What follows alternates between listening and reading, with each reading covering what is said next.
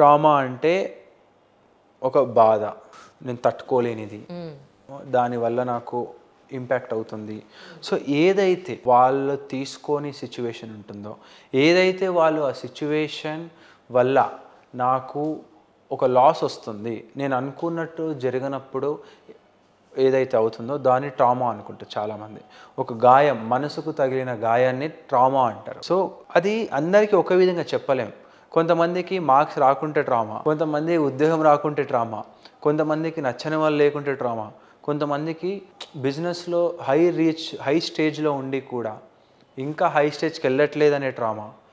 So trauma అనేది ప్రతి ఒక్కరికి is a part of life. అది లేనిది వాళ్ళ లైఫ్లో ఆ పాజిటివిటీ ఫ్యాక్టర్ అనేది ఉండదు. సో ఆ ట్రామాని నువ్వు ఏ విధంగా దాన్ని నువ్వు గ్రోత్కి యూజ్ చేసుకుంటున్నావు, ఆ ట్రామా నుంచి బయటపడడానికి నువ్వు ఎట్లాంటి కైండ్ ఆఫ్ యాక్టివిటీస్ చేస్తున్నావు, ఏ విధంగా ఆ ట్రామాని బీట్ చేస్తున్నావు అనే దాని మీద మనము మేజర్గా ఫోకస్ చేస్తే ట్రామా అనేది అంత పెద్ద ఇష్యూ ఏం కాదు.